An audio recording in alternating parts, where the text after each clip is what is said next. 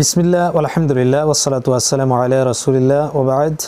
সম্মানিত দর্শক শ্রোতা, আসসালামু আলাইকুম ওয়া রাহমাতুল্লাহি ওয়া বারাকাতুহু।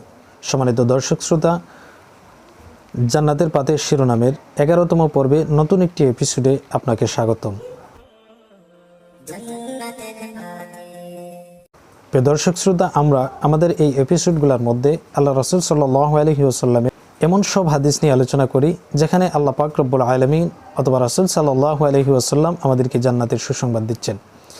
প্রিয় দর্শক শ্রোতা, আজকের এই এপিসোডে আমরা আল্লাহ রাসূল সাল্লাল্লাহু আলাইহি ওয়াসাল্লামের এমন একটি হাদিস নিয়ে আলোচনা করব যেখানে আল্লাহ রাসূল সাল্লাল্লাহু আলাইহি ওয়াসাল্লাম আমাদেরকে জান্নাতের সুসংবাদ দিচ্ছেন।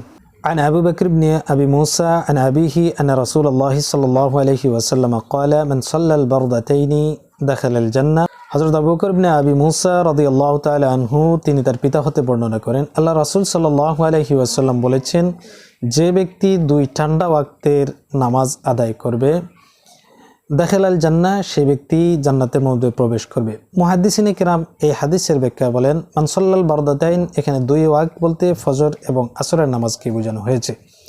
প্রিয় দর্শক শ্রোতা, এই দুই ওয়াক্তের নামাজ পড়া মুসল্লিদের জন্য একটু কষ্টকর হয়ে থাকে, যেমন ফজরের সময় ঘুমের ব্যাঘাত এবং আসরের সময় মার্কেটিং, বাজার সদাই এবং যুবকদের জন্য খেলাধুলা, বিনোদন এবং অন্যান্য ধরনের ব্যস্ততা থাকে।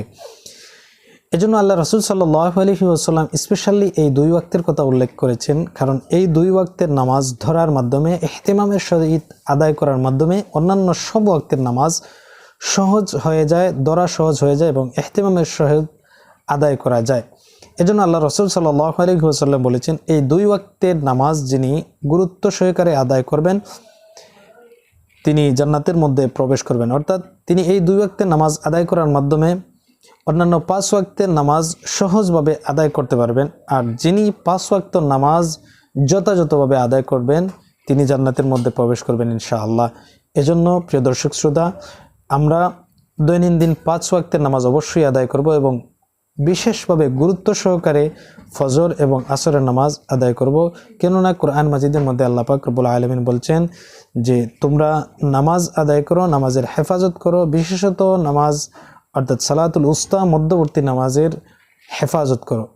আর মুফাসসিরিন কিরাম বলেন যে সালাতুল উস্তা শব্দের অর্থ হচ্ছে বা এর ব্যাখ্যা হচ্ছে আসরের নামাজ। এজন্য আমরা প্রত্যেকেই আমাদের নামাজের ব্যাপারে যত্নশীল হব, বিশেষত এই দুই নামাজের ব্যাপারে বিশেষভাবে যত্নশীল হব।